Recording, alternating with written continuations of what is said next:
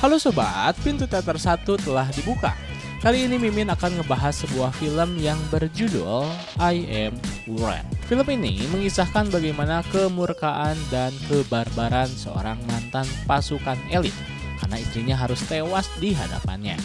Pria ini akan beraksi ditemani oleh temannya di masa lalu yang memiliki skill dalam bertarung dan membunuh yang tidak kalah menariknya. Dalam pencarian pelaku pembunuhan terjadi beberapa teka-teki yang akhirnya pria ini temukan. Mengapa istrinya telah dibunuh? Awalnya pria ini menganggap bahwa pembunuhan istrinya hanya pembunuhan random saja. Akan tetapi setelah ia telusuri lebih jauh, ternyata lebih dari itu. Selain itu, ada hal yang menarik ketika kebrutalannya kembali hadir kembali dalam jiwanya, yakni karena membaca sebuah penggalan pasal Alkitab. Diketahui sebelumnya pria ini telah memutuskan untuk berhenti melakukan aksinya. Lantas bagaimana kelanjutan aksi dari pria tersebut? Tanpa menunggu banyak lama, mari kita mulai intronya.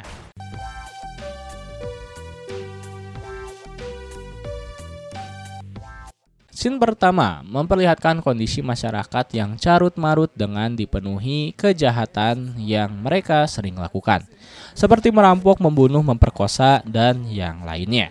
Di kota tersebut kejahatan kian hari kian meningkat. Kejahatan di kota tersebut dilakukan oleh sekelompok geng. Geng tersebut memiliki pergerakan yang sangat masif. Kemudian saat itu di kota tersebut dipilihlah wali kota baru yang bernama Meserve. Meserve mengungkapkan dan berjanji menggunakan bahasa politisnya akan membereskan permasalahan di daerahnya dengan kurun waktu 4 tahun saja. Dan hal itu cukup membuat respon masyarakat menjadi lebih percaya kepada dirinya. Semenjak dirinya menjabat, kejahatan telah turun, yakni vandalisme dan pencurian mobil.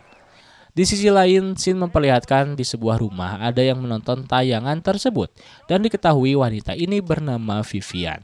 Ia berprofesi sebagai auditor pemerintah, khususnya menjadi auditor Meserve. Scene berganti berlatar di sebuah bandara. Pemeran utama dalam film ini adalah seorang pria yang bernama Stanley Hill. Diketahui Stanley adalah suami dari Vivian.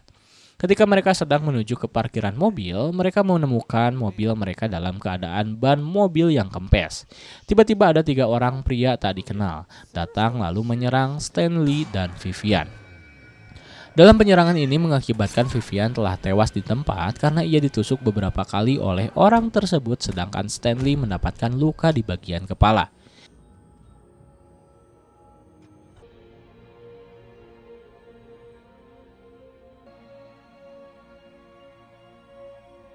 Stanley yang dalam keadaan sedih dan terpukul lalu mendatangi kantor kepolisian untuk melaporkan kejadian tersebut. Di sana ia bertemu dengan seorang detektif yang bernama Detektif Gibson. Stanley pun menceritakan ciri-ciri dari pelaku tersebut yang memiliki tato lalat di wajahnya.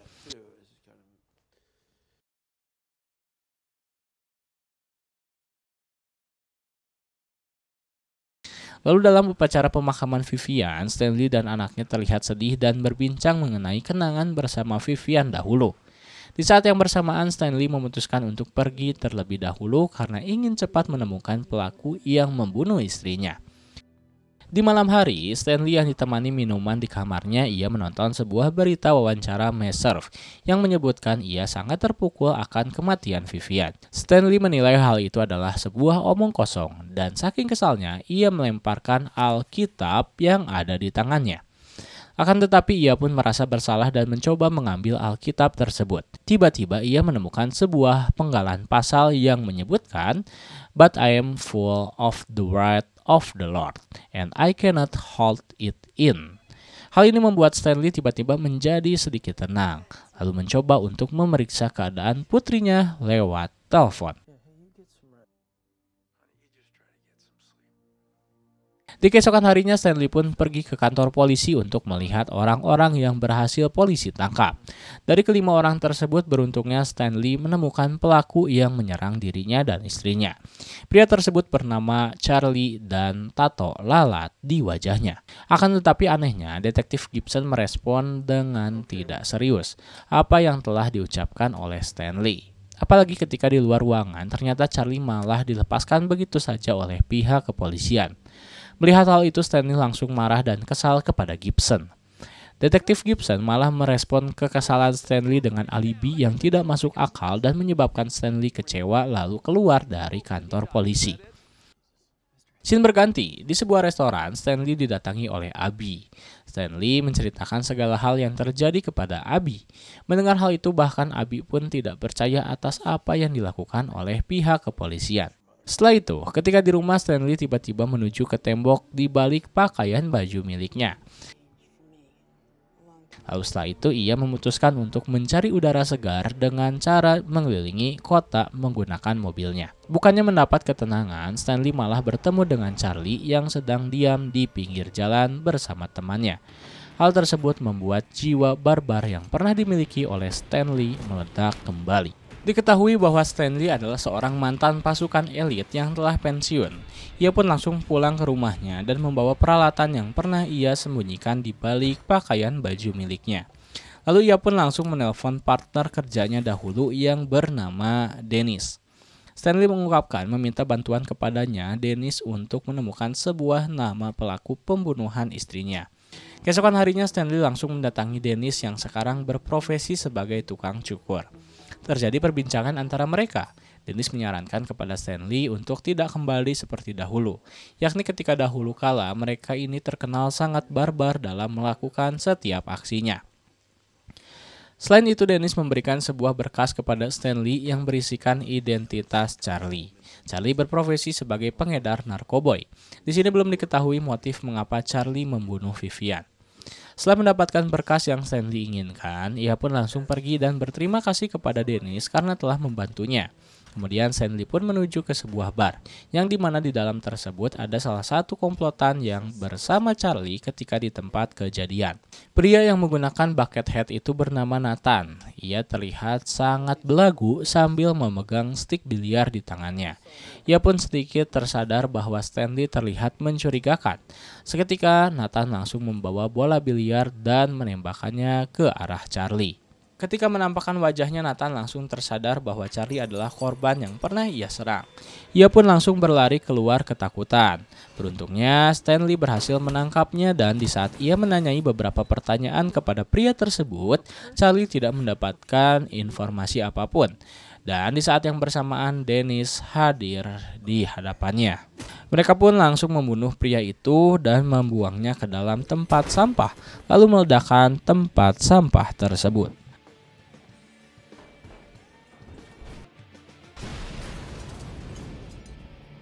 Saat itu pula, temannya pria tersebut merekam setiap kejadian yang dilakukan oleh Stanley dan Dennis.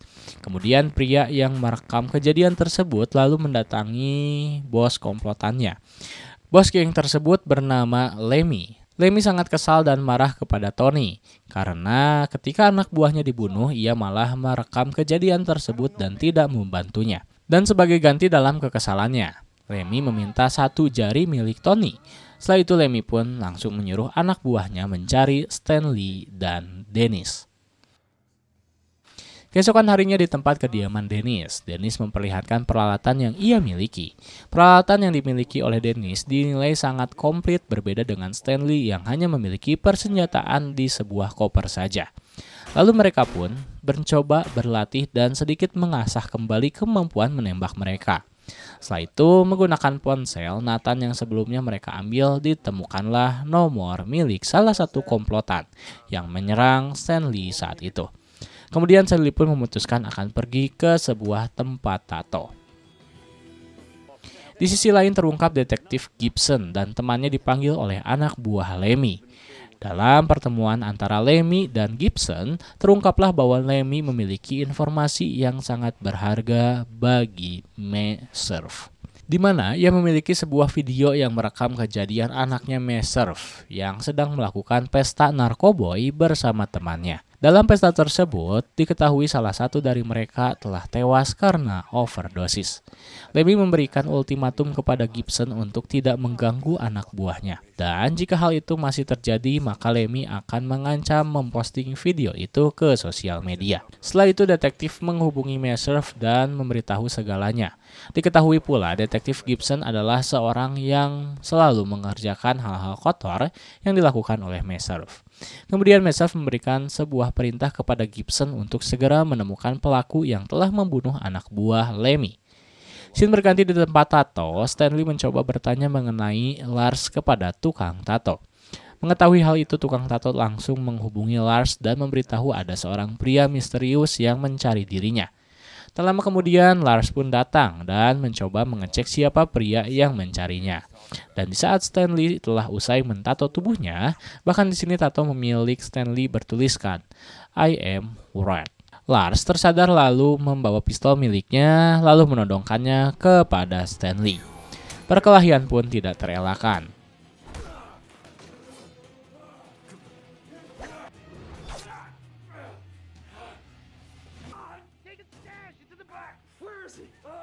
Akan tetapi saat itu Stanley berhasil membunuh Lars dengan mudahnya. Setelah itu Stanley berhasil membawa tas yang berisikan uang dan narkoboy milik anak buah Lemmy. Dan di sisi lain, di tempat kediaman Dennis, ia didatangi oleh Charlie dan dua pria lainnya. Dengan belagunya, Charlie langsung mengancam Dennis menggunakan pistolnya. Akan tetapi Dennis berhasil melakukan perlawanan kepada mereka, meskipun awalnya ia menggunakan tangan kosong.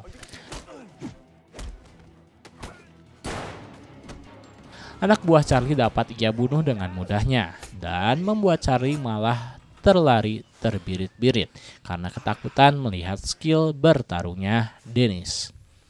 Kemudian, scene memperlihatkan pertemuan antara Dennis dan Stanley. Mereka pun mulai menceritakan kejadian yang telah dialami oleh mereka sebelumnya. Lalu Stanley pun memiliki sebuah rencana untuk memancing Charlie agar keluar dari tempat persembunyian dengan menggunakan tas yang sebelumnya telah dibawa oleh Stanley. Keesokan harinya, Scene memperlihatkan Abby dan suaminya telah diserang oleh Charlie. Dan beruntungnya mereka pun selamat dari penyerangan tersebut karena Stanley datang tepat waktu lalu membantunya. Di sini, Abby terlihat sangat kesal dan menyuruh Stanley untuk menyudahi apa yang sedang dilakukannya. Karena itu membuat Abby dan keluarganya menjadi terancam. Stanley hanya menanggapinya bahwa dirinya berjanji akan melindungi Abby dan segera menemukan pelaku yang membunuh Vivian. Di tempat yang lain, Lemmy mengetahui bahwa barang miliknya telah dibawa oleh Stanley. Hal itu membuat Lemmy marah besar kepada Charlie karena tidak becus dalam pengantaran barang miliknya kepada klien. Lemmy memerintahkan Charlie untuk segera menemukan tas miliknya yang telah dicuri. Lalu tak lama kemudian Stanley dengan menggunakan ponsel milik Lars menghubungi Charlie dan membuat pertemuan dengannya mengenai tas yang telah Stanley curi. Di sini Charlie pun belum mengetahui bahwa tas tersebut dicuri oleh Stanley. Sesampainya di tempat pertemuan, Charlie diberikan sebuah informasi mengenai keberadaan tas miliknya. Stanley membuat sebuah jebakan bahwa tas milik Charlie disimpan di pinggir orang Korea. Ketika Charlie telah menemukan tas miliknya, ia sedikit kewalahan karena orang Korea tersebut melakukan sedikit gertakan kepada dirinya. Dan di sisi lain, Stanley pun datang ke hadapan mereka. Saat itu pula baku tembak antara mereka pun tidak terelakkan.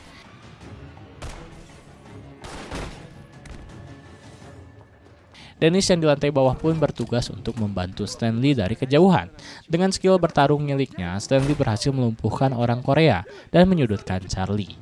Kemudian Stanley pun melakukan interogasi kepada Charlie mengenai motif mengapa Charlie membunuh Vivian. Akhirnya di sini Stanley mengetahui bahwa Charlie hanya menjadi kacung saja dan ia pun mendapatkan satu nama, yakni Lemmy. Setelah peristiwa tersebut, Stanley pun pulang untuk beristirahat. Di dalam kamarnya, ia teringat kembali setiap kenangan bersama Vivian yang membuat dirinya sedikit mellow. Selain itu, ia mencoba membaca beberapa berkas audit yang pernah dikerjakan oleh Vivian. Di sini terungkap bahwa Vivian menemukan sebuah kesalahan yang telah dilakukan oleh Messerv. Di tempat lain, Abby terlihat sedang berkemas karena berniat pindah dari kota tersebut. Sayangnya saat itu, Lemmy beserta anak buahnya datang ke rumahnya dan melakukan penyanderaan kepada mereka. Hal itu Lemmy lakukan untuk memancing Stanley datang di hadapannya. Lemmy yang menggunakan ponsel milik Abby lalu memberikan SMS kepada Stanley. Saat itu Stanley langsung menyadari bahwa anaknya sedang dalam bahaya. Seketika Stanley pun bergegas sambil menelpon Dennis tentang apa yang sedang terjadi. Sesampainya di rumah Abi, Stanley mencoba mendatangi rumahnya dengan cara mengendap-endap menggunakan ruang bawah tanah. Sayangnya ketika di ruang utama, di saat ia berhasil melumpuhkan salah satu anak buah Lemmy, Lemmy malah berhasil menyandra Abi saat itu. Di saat keadaan Stanley sedang terdesak, Dennis berhasil melumpuhkan Lemmy menggunakan sniper miliknya. Selain itu, Dennis berhasil membunuh beberapa anak buah Lemmy yang berada di luar.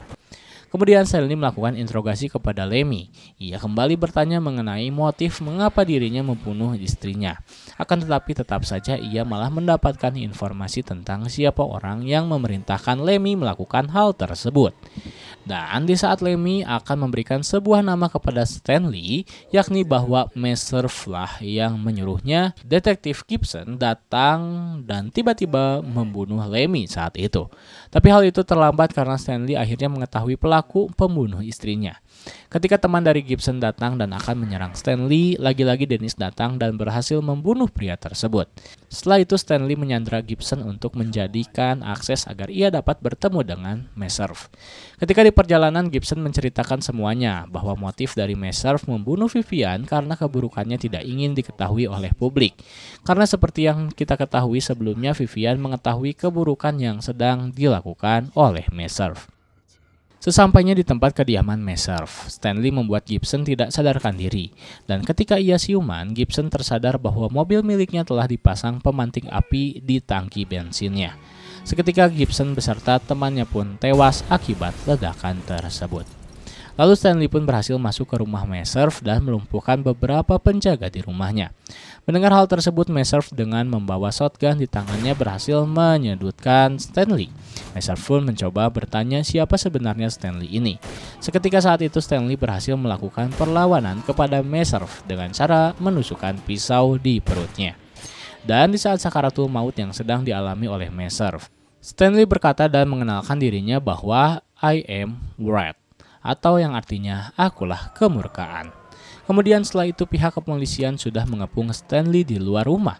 Dengan tenangnya Stanley yang terbidik oleh beberapa penembak jitu berjalan keluar sambil memegang shotgun di tangannya.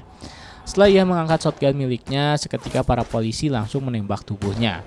Beruntungnya semua tembakan mengarah ke badannya saja yang telah dipasang oleh rompi anti peluru milik Stanley. Hal itu membuat Stanley selamat dan dilarikan ke rumah sakit. Ketika di rumah sakit, Abi langsung menjenguk Stanley dan memastikan kondisinya. Kemudian beberapa hari selanjutnya, scene memperlihatkan anak buah Meserve datang dan berniat akan membunuh Stanley saat itu. Di saat yang bersamaan, sekilas scene memperlihatkan ketika Abi menjenguk Stanley sambil memberikan pistol kepadanya. Selain itu, seketika lagi dan lagi Dennis datang menyelamatkan Stanley kembali dan membawanya keluar dari rumah sakit. Kemudian, scene terakhir memperlihatkan Abi yang sudah pindah dan hidup bahagia, mendapatkan sebuah surat yang mengabarkan bahwa Stanley masih hidup dan selamat. Mengetahui hal tersebut, Abi langsung tersenyum lalu memeluk suaminya. Tamat.